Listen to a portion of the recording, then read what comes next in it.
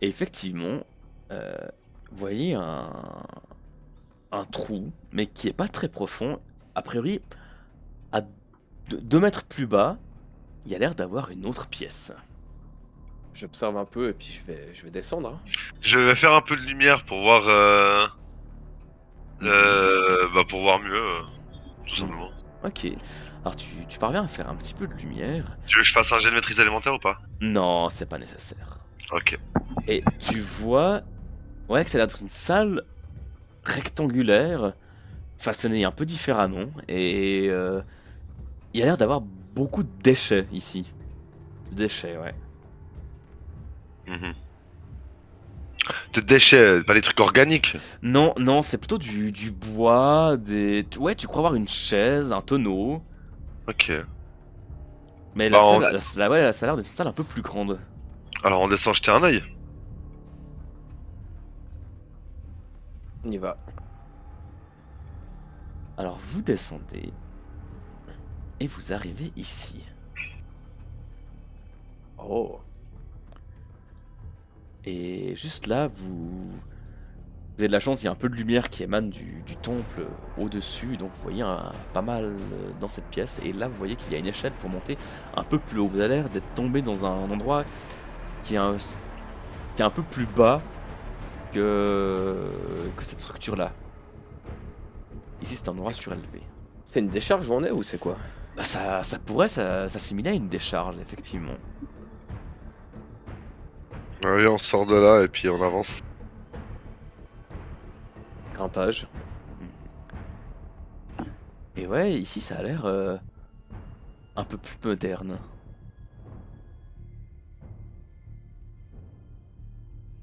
Ça ressemble au laboratoire Adam qu'on a traversé plusieurs fois. Ici, il y a une porte qui est effectivement plus en pierre, mais en fer. Ah, en démutant mon mic et puis parce que si je ping que. J'allais répondre à ta question avant que tu la poses, du coup. Ouais, t'as vu où j'ai pingé du coup. Mhm. Effectivement, ici, il y a l'air d'avoir un trou. Et peut-être des... Ouais, non, juste un trou qui est taillé, qui est bien taillé, qui a l'air d'amener assez profondément. C'est un trou humain quoi. Hmm. Humainement fait, je veux dire. Ouais, ouais. Taillé de la main de l'homme. Mhm. Qu'est-ce qu'on voit au fond de ce trou? Euh, On voit de balles. Faites un jet de volonté, s'il vous plaît. Volonté. Ouais, ouais. Et si on veut pas? J'ai pas tellement de volonté moi ce soir. Ah, moi Alors, j'ai. Sanael, toi, tu as un relent que tu retiens, mais Yann, tu as cette odeur qui te Ah, vient aux narines. c'est des chiottes. Ce sont probablement quelque chose qui ont servi de chiottes il y a C'est des. très longtemps. Sanael, Yann, tu ne vomis pas, mais tu as un petit relent gastrique qui vient jusqu'à la gorge et que tu ravales. Hmm. Mmh. Le bonheur. Après, ça te brûle, c'est l'œsophage pendant un petit moment. Mhm. T'auras donc un malus dû à l'œsophage. Chier, je voulais vomir sur cette dalle là. Bon, Sanaël. Je sors ma templière. L'orbe dans une main, templière dans l'autre. Très bien. J'ouvre. Quand je tente d'ouvrir. Tu ouvres. Et ouais, face à vous, il y a l'air d'avoir des tapis usés, des lits, un peu plus loin un mur en bois. Il y a des livres, il y a des écrits là. Alors, vous voyez effectivement des étagères, mais il n'y a pas d'écrit ici. Ah non. Il y a des Même pas, caisses. même pas une lettre là? Alors, ça pourrait être une lettre si on croyait vraiment que c'est une lettre, mais imaginons que c'est une caisse. Par contre, sur cette table, il y a effectivement un bout de papier. Ah. Et ce squelette là? Ah, ok.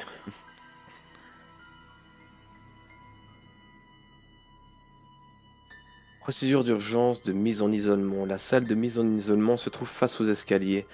Pour activer la fermeture uniquement en cas d'urgence, bouton sous la rambarde gauche de l'escalier. Pour activer l'ouverture, même bouton à actionner 3 fois. Ok, nous on vient de passer le vide ordure. Là on est dans le salon et commodité. On peut passer dans l'entrepôt ou dans les cellules. Et ici, il y a effectivement un squelette. Et depuis les cellules, on peut remonter au laboratoire, je pense. Un laboratoire? Au deuxième calendrier? Ils étudiaient les données, ceux d'Asgard. C'est fort C'est vrai. possible que... Mais ce squelette, que raconte-t-il? Bah, pas grand chose en fait. C'est un. Fais-moi un jet de vie en nature, s'il te plaît. Ouais, et Ou moi, Sanal aussi. j'allais dire, ouais, mais alors, je vais pousser un peu plus le vice, moi. Voilà. En tant que médecin-chef du groupe, je pense que j'ai la capacité de sculpter. Tout à Savoir de fait. quoi il est fort. Alors, fais un jet de soigner. Ça marche. Soigner. Où est-ce que je l'ai soigné? Sous S, certainement. Ça se tient en tout cas comme théorie. Non, c'est plus que correct. À vous deux, vous mettez d'accord pour dire que ce squelette est là depuis environ une quinzaine d'années et que c'est un squelette humain. Ah, humain Adam ou quoi que ce soit par rapport à la taille? Qu'est-ce que j'ai l'impression Humain, humain. Humain. Ok, Ouais. d'accord. Pas un Est-ce Adam. est-ce qu'on retrouverait quelque chose de typiquement projet E ou une marque quelconque, un Ah. habit en décomposition? Pas. Y a rien qui le mentionne en tout cas. Sandro, vu que je fume, je te laisse juste déplacer mon personnage, s'il te plaît. Ouais, Si bien on doit se sûr. déplacer. Ça marche. Merci. Tu tombes dans un trou, mais c'est pas grave. Bon, donc, nous aurions ici, ce serait... Merde, j'ai fermé le truc, tu me le remets? Yes. Là, on est dans la salon des commodités. On a accès aux cellules L'entrepôt. ou à l'entrepôt, ouais. On commencerait pas par l'entrepôt? Si, ça me paraît plus petit. Et je pense que depuis les cellules, il doit y avoir un escalier qui remonte vers le laboratoire, parce que c'est là qu'ils allaient chercher leurs cobayes. Bon. C'est ce qui me paraît legit, en tout cas. Effectivement. Vous apercevez déjà sur le sol, ici et ici, bah, vous apercevez ce que vous apercevez, c'est-à-dire des traces de sang. Mais alors du sang qui a vraiment eu le temps de sécher, qui a imprégné la pierre. Et là, dans ces petits wagons, qui ne sont pas des wagons, qui sont plutôt des bacs, on va dire, certains sont vides, mais d'autres ont l'air d'avoir des orbes élémentaires encore actives. Hmm. De toutes les données qui soient, ou bien plus ou moins. Alors, ça, c'est les données élémentaires, si je me trompe pas. Effectivement, en tout cas, il y en a 5, de 5 couleurs. Et Yann, tu ressens immédiatement, par exemple, que celle-ci, tu te sens bien attiré par celle-là. Est-ce que c'est la même technologie que celle fabriquée à Babel, ou est-ce qu'elles paraissent différentes, plus anciennes? Un modèle peut-être moins récent. Ça a l'air d'être la même technologie qui se fabrique à Babel. En tout cas, c'est le même genre. Bien, ça valait déjà une orbe élémentaire. Ouais, ça peut se vendre. Ça se vend plutôt par lot d'habitude.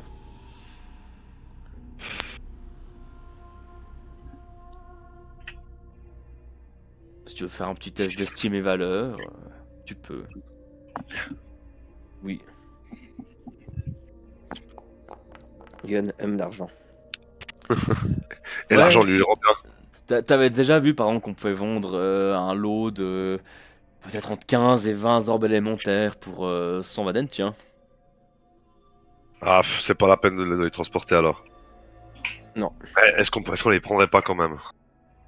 Je vais quand même en prendre une de chaque. Ok, ça marche. Juste une de chaque au cas où. Ouais. Je vais les mettre dans mon sac. Très bien, j'en prends note. Que faites-vous à présent? Écoute, il y a l'air d'avoir une autre porte là, Sanaël. C'est celle qui mène aux cellules? Ou bien? Non, c'est toujours l'entrepôt normalement. Si je ressors la carte. Ah, peut-être elle mène directement au laboratoire. Tu vas aller vers les cellules d'abord ou bien? Je vais déjà ouvrir. Ouais, ça a l'air d'être le labo. Bah, viens, on va alors- voir, on va voir. On peut accéder aux cellules depuis le labo, je pense plutôt. Oula, qu'est-ce que c'est? Oula. Ça ressemble Putain. à ce dont quoi était l'immortel, hein? Hein? C'est vrai que ça pourrait y ressembler. Après, c'est Ça juste... ressemble, ça, la- ça ressemble pas plutôt à la forge élémentaire? Ah, ça y ressemble un peu plus, effectivement. Ouais. Maintenant que tu le dis, ouais. Ouais. Et tous ces morts là, je vais aller les voir. Alors ouais, déjà effectivement sur le tout ce que vous voyez ici, ça c'est un circuit qu'il y a sur le sol, toute cette structure là, et là effectivement il y a un dôme qui vous arrive à peu près à hauteur de la tête, un dôme de verre dans lequel il y a bon nombre de squelettes. Yann, en passant par ici, comme pour l'orbe élémentaire, tu te sens plus attiré par cette pierre là. Écoute, il y a un truc qui me fait peur. Est-ce qu'ils ont pas mis les gens là-dedans pour extraire la donnée de la vie? Ou un truc du genre, tu sais? Puis là, une donnée de la mort ou un truc comme ça, j'en sais rien, tu sais. Cette espèce de circuit me fait penser à ça. Vu que c'est théoriquement ici que Phineos a trouvé ce qu'il appelle arme première, je sais pas ce qu'ils ont foutu là-dedans. On est d'accord que... Non, c'est juste l'église de la mort, y a pas la donnée de la mort, hein. Si. Si, Si, t'as la donnée de la mort, hein. Et y a la donnée de la vie aussi? exactement. Donc là-dedans, il devait y avoir la donnée de la vie et la donnée de la mort, dans ces deux-là. Pour compléter toutes les autres données qui sont ici. On voulait juste débloquer la map. Ouais. Eh bien, en faisant le tour de la pièce, effectivement, vers le haut de la pièce, là-haut, vous avez pu voir qu'il y a du mobilier qui est détruit. Mais surtout, il y a une table sur laquelle se trouvent deux bouts de papier. Ah, C'est toujours bien les bouts de papier. Alors, c'est sur cette table-là, effectivement. Et le premier dit, et sur lequel est écrit ceci. laboratoire 02. Expérience, création, REC, rapport 3.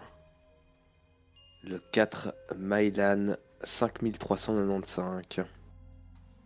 À destination du laboratoire C, rédigé par le professeur A. Delior. Sujet, distinction et compréhension du processus de création de races anciennes et nouvelles. La civilisation des Adans fut détruite et avec elle la quasi-totalité des représentants de cette race. Ainsi se termina le deuxième calendrier. L'on considère que le troisième calendrier débute lorsque les humains apparaissent. Les humains, contrairement aux Adans, ont pu montrer des formes d'évolution à travers le temps. Scylla, Aquila et Golem. Dès lors, on est en droit de se demander qui a créé les humains, Eva, et surtout pourquoi. Il est dit dans les textes anciens qu'Estuans a défendu le monde contre Yeshua et qu'il aurait ensuite mis au monde les humains pour repeupler Vadentis. Nous tentons dès lors de comprendre le pourquoi de telles différences entre Adam et humains. Les Adans ont tout de même pu évoluer sous terre et devenir des Umbras. Le processus d'évolution n'est donc pas impossible mais semble différent des humains. Les évolutions des humains semblent davantage axées envers les éléments primordiaux. Feu, eau, vent, terre et foudre. C'est donc dans ce sens que nous avons entamé nos expériences. Le temple des cinq est un lieu chargé en énergie élémentaire. Les Adans y faisaient des recherches sur les données. Mais le lieu a été laissé à l'abandon suite au premier cataclysme. Il fut néanmoins investi plus tard par une tribu oblivienne. Ce peuple crut voir dans cette puissance énergétique une représentation de leur dieu. Il s'adonnait alors à une sorte de rituel qui visait à les renforcer ou à les faire entrer dans l'âge adulte. L'énergie du dieu étant encore très puissante aujourd'hui, nous la puisons pour notre expérience. Celle-ci est aussi simple à déclarer que difficile à mettre en place. Créer la vie. Si les humains évoluent au contact des éléments, c'est peut-être parce que ces éléments sont à la base de notre création. Fusionner du feu, de l'eau, de la foudre, de la terre, du vent créerait alors de la matière capable d'accueillir l'âme d'une personne. Ainsi, nous serions tous affiliés à tous les éléments primordiaux de naissance, mais nous disposerions chacun de certaines facultés envers un élément ou plus. L'héritage génétique semble donc être le facteur premier qui influencerait l'élément affilié d'une personne à sa naissance. Ainsi, nous essayons de reproduire l'équilibre parfait que l'on trouve dans le temple des cinq. Après de nombreux réglages et calculs, et surtout après de nombreux échecs, nous avons trouvé un point d'équilibre pour les 5 éléments. Ne voyant aucun autre résultat qu'un agglomérat d'éléments, nous avons ajouté ce qui nous semblait le plus évident, de la vie et de la mort. Les premiers résultats présentent enfin une création matérielle physique de la chair. Nous touchons ainsi au but. Pour le moment, nos estimations se concentrent sur un point. Il nous manquerait une puissance d'énergie gigantesque, un moteur. Ce moteur serait alors le point d'ancrage qui permettrait d'alimenter et de stabiliser la création artificielle. Pour le moment, nous ne disposons pas encore de connaissances techniques nécessaires à la conception d'un tel moteur. Notre personnel, imaginer qu'Estuans a effectivement créé notre race nous fait nous rendre compte de la puissance prodigieuse de ce dieu, qui est atteint l'Irichem. Et savoir qu'un moteur stabiliserait l'entier de notre race quelque part sur Vadentis me fait me dire que s'il arrive quoi que ce soit à celui-ci, l'humanité entière en subirait des conséquences. Cela me fait froid dans le dos. Donc, Estuans, après avoir tout détruit, en perdant le contrôle, a voulu réparer son erreur, c'est bien ce qu'on pensait. Il a utilisé les 5 éléments à la perfection avec ce moteur et a créé Eva, qui a créé la vie. Qu'est-ce que t'en penses? C'est possible. Mais ça c'est... Enfin, ça c'était donc... Il y avait plus que des humains qui... Et puis après les races se sont diversifiées. Donc il y a quand même eu... D'abord des humains, après il y a eu la diversification, tu vois. L'évolution. Ouais. Mais on aura enfin la réponse, enfin, dans les grandes lignes de ce que Estuans a fait. D'abord, il a utilisé la donnée de la mort ou quelle que soit la puissance qu'il a utilisée pour tout détruire dans sa colère. Yeshua, premier cataclysme. Et ensuite, lorsqu'il a repris le contrôle de son esprit, il a réussi à maîtriser les 5 éléments avec un moteur à la perfection, à créer Eva, qui a donné race à la vie et aux humains. C'est bien ce qu'ils disent, non, Sanal? Si tu as maîtrisé à la perfection...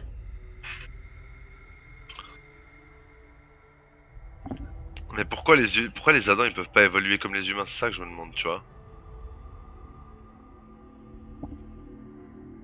Parce que les Adans c'est les êtres primordiaux originels, tu sais. Primordiaux originels ou créés par les anciens géants? Ou pas? Je ne sais guère, mais... En tout cas, nous sommes différents. En fait, c'est parce que les humains sont moins complets, au fait. Qui sont plus facilement influençables par une donnée élémentaire et puis qu'ils évoluent dans ce sens-là. Et comme il y a quelque chose qui doit protéger les Adans de toutes ces diversifications dans le sens où ils restent purs, tu vois. Ils peuvent pas être... Liés à une donnée. Pas liés, mais s'ils peuvent être liés à une donnée. Mais ils peuvent pas être modifiés par une donnée, en fait. L'évolution, au final, n'est qu'un... Comment t'appelles ça? Un moyen de s'adapter, au fait, tu vois, mec. Et il s'adapte avec des endroits où la donnée est très puissante parce qu'elle... pas elle corrompt, c'est pas le mot que je cherchais, mais elle modifie. Un endroit avec une donnée trop puissante modifie leur être en profondeur, tu vois. Et peut-être les Adans étant un équilibre peut-être plus stable ou plus parfait que les humains, de façon naturelle, ne peuvent pas être modifiés par les données. Ça se tient.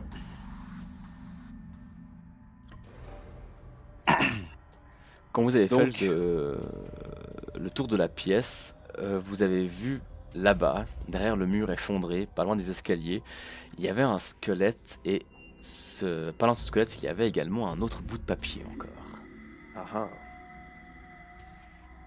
qui disait ceci. Alors, Au vu des coûts élevés... cherche professeur Delior. Au vu des coûts élevés de vos recherches et du peu de résultats, la décision a été prise d'interrompre votre travail avec effet immédiat. Effectivement, d'autres solutions sont à l'étude pour la création d'un réceptacle d'accueil pour le Seigneur véritable. Nous axerons donc à présent nos recherches sur la capacité exceptionnelle qu'ont les enfants à se lier au plan des données. Plusieurs études confirment cet état de fait et cela semble bien plus à notre portée que la création d'un être artificiel. Vous serez déplacé dans un autre centre et serez soumis à une nouvelle fonction allant dans ce sens. Merci de votre compréhension. Meilleur message. V. Est-ce qu'il a quand même continué ses recherches? Après, ça se tient avec ce qu'on a trouvé dans les autres centres qui étaient sous l'égide du projet E. C'est vrai qu'ils expérimentaient sur les enfants. Et si les enfants, en fait... Vu que les enfants, en fait, mec, ils ont été moins longtemps exposés aux données, ils ont plus facilement accès au plan général des données, tu sais. C'est ça. C'est possible, hein. De par leur nature d'enfant, en fait. Ouais, quand t'es un adulte, en fait, t'as été exposé plus longtemps à ta donnée ou un truc comme ça, et du coup, en fait, t'es limite corrompu, en fait. Tu peux plus avoir C'est accès à toutes les données et à tout ce plan aussi facilement, peut-être. C'est vrai que la petite fille qu'on avait trouvée dans le tout premier centre, celle qui souriait tout le temps, qui était figée, Mhm. était un enfant. Et on avait déjà eu cette théorie de la part de... Ah, je me souviens plus. Mais le professeur Delior, est-ce qu'on a déjà entendu ce nom à part ici? Je vous ressors le rapport que vous aviez trouvé dans le laboratoire dans les mines d'Aciebourg. Rédigé par le professeur Delior. Comme vous le trouverez sur le rapport annexe de nos observations... Ah, attends, celui d'Astiebourg, c'est celui où il y avait les espèces de trucs élémentaires de feu, là, hein. Exactement, ouais. Nos observations sur les différents cobayes nous ont permis de confirmer certaines de nos conclusions précédentes. Les enfants sont la clé. De par leur nature plus proche de l'océan, sont-ils davantage liés au plan des données? Ouais, tu vois. C'est en tout cas dans ce sens que nous proposons de mener la suite du projet. Le laboratoire C se concentrera-t-il... Ouais, c'est ça, se concentrera-t-il sur cette voie? Poursuivrons-nous également ce type d'expérimentation au laboratoire T3? Le T3, on l'avait visité? En tout cas, c'est le même truc qui est nommé au sommet de ce rapport. Ah, ah. D'avance, nous vous remercions pour cette information et ou pour l'envoi de cobayes adéquats. Je tiens également à féliciter le jeune professeur Benjamin qui nous a apporté une grande aide dans ses recherches. Il est regrettable pour notre équipe qu'il soit envoyé au Lab X2. Mais je me réjouis de savoir que ces connaissances permettront sans doute d'approcher de notre objectif séculaire. D'avance, nous vous remercions pour votre retour, professeur Delior. Donc on en avait effectivement entendu parler. C'est qui ce V? C'est quelqu'un qui est au-dessus du professeur Delior apparemment. Donc au-dessus, qui était au-dessus au corps de Benjamin et...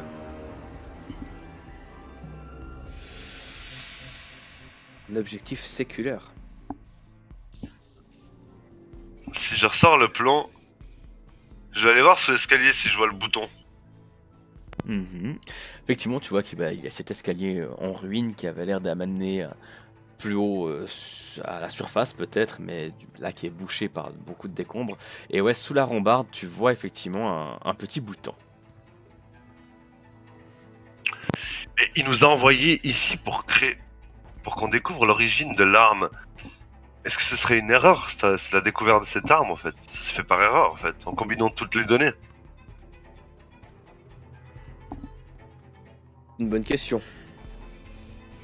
C'est parce qu'il cherchait à créer, il cherchait pas à créer une arme de base. Il a peut-être attaqué en combinant les données primordiales de feu, d'eau, de foudre, de terre, etc. pour créer une espèce de bombe.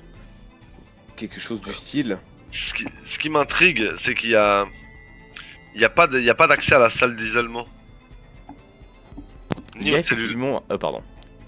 Il y a effectivement un mur ici. Et qui est différent du reste de la structure. Ok.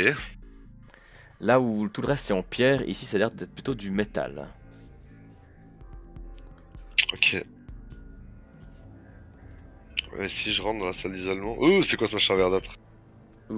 Et effectivement, tu t'approches et tu vois que la salle d'isolement a l'air d'avoir été ouverte. Et dans tout cet agglomérat verdâtre, vous voyez ce qui aurait pu ressembler à une époque à un corps plus ou moins humain, mais qui là du coup ne sont que des restes. Moi je vois Voyez. rien du tout. Comment ça se fait? Tu vois rien du tout, c'est vrai? Ah voilà, Ouais. ça va mieux que ça. Rentre mieux dedans. Et tu voyais une tête qui pond quelque part, un bras qui pond ailleurs. Est-ce Et- que c'est ce qui était là-dedans à un moment? Et tout ça a l'air d'être relié par cette d'agglomérat vert. Et quand vous approchez, vous avez l'impression que ça ressemble presque à des veines qui se seraient répandues. Ok, C'est alors, l'expérience qui a mal tourné, ouais. Big Brain Theory, c'est le moment. Ils ont combiné toutes les données, et ça a donné quelque chose là-dedans. Et ils le mettent en isolement, pourquoi? Parce qu'ils savent pas comment ça va réagir. Et ce truc-là a fini par exploser. Parce qu'il est pas stable. Parce que c'est encore Exact. instable, parce qu'il a pas d'âme. Où Comme il ça, l'a eu, quoi. mais temporairement, quoi. Ouais, ou alors voilà, et c'est pas stable, donc il a explosé dans tous les sens. C'est ça, d'ailleurs, ils l'ont dit, il faut un moteur plus gros pour stabiliser. Plus puissant.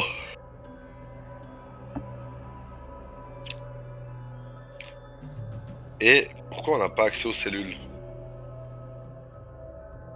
Alors, dans la salle des commodités, il y avait pardon une autre porte que vous n'avez probablement pas vue en fait. Je vais vite jeter un œil. Attends-moi.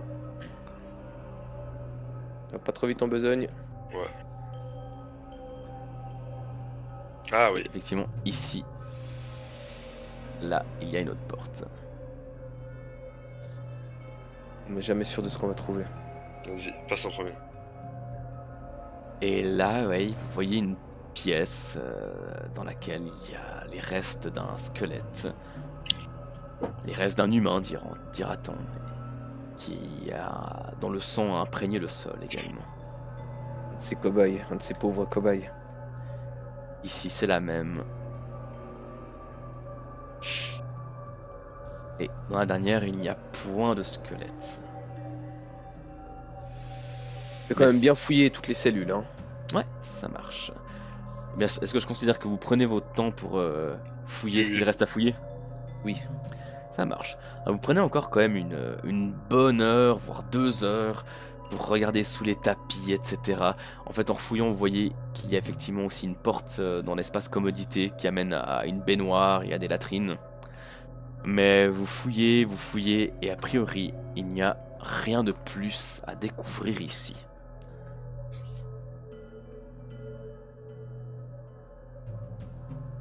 Alors ce que tu comprends en voyant ce plan, c'est qu'effectivement, a priori, la salle de mise en isolement aurait déjà été activée pour bloquer cet endroit-là en fait.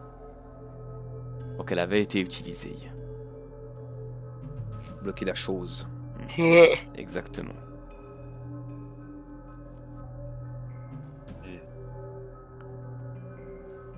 Et donc là, c'est tous des humains dedans.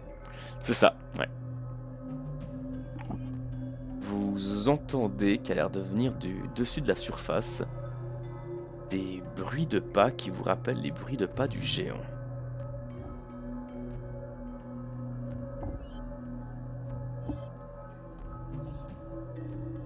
Quoi qu'il vient nous chercher. J'ai bien l'impression. Je vais garder l'orbe élémentaire instable avec moi. Ça marche.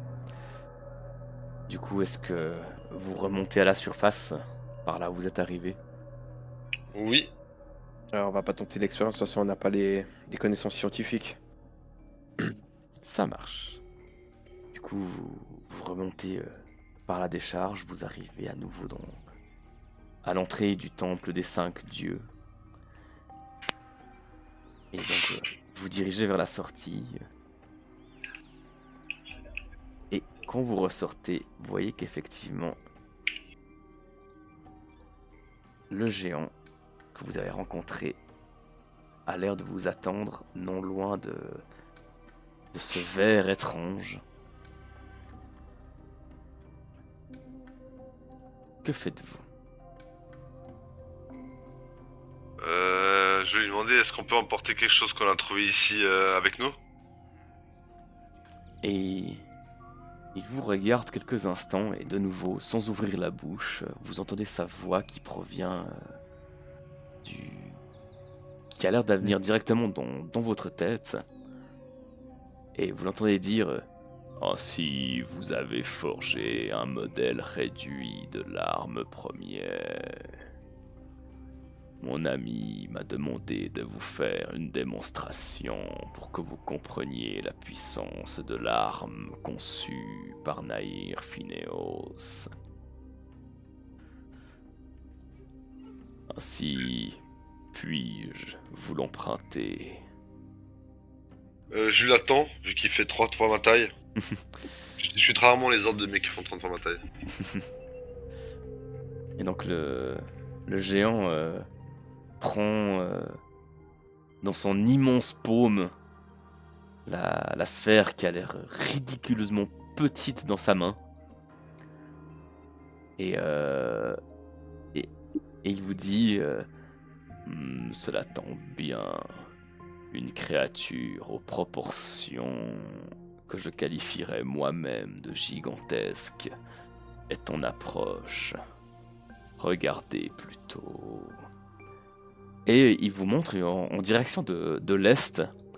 Il vous dit regardez au-dessus des arbres. Et vous voyez effectivement une ombre immense. Un peu plus... peut-être à 2 km un peu plus loin. Vous voyez ceci.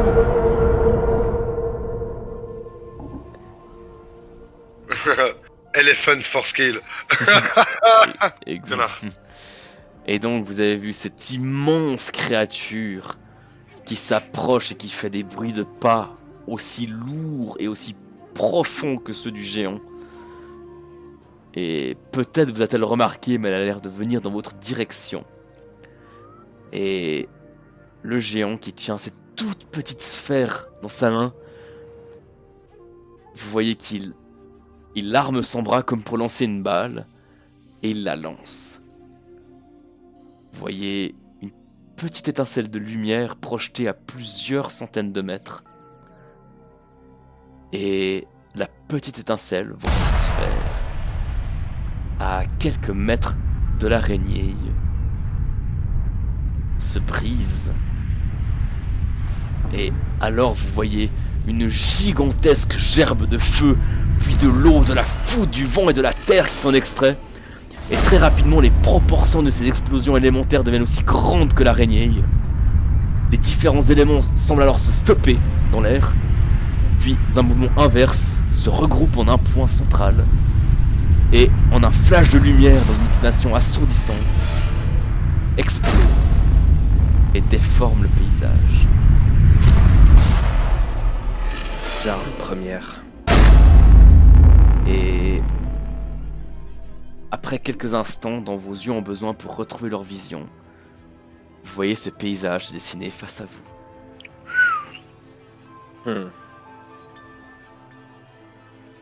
Putain, ça rigole pas, hein. Donc on a compris ce que Asgard a fait à Midgard. Ah, ils les ont atomisés. Voilà. Et quand Estuan a vu l'âme de Yeshua accourir, Et le géant vous dit: voici la puissance que mon ami voulait vous montrer. c'est ce que Phineos a lancé sur Midgard. Suivez-moi, il veut encore vous parler.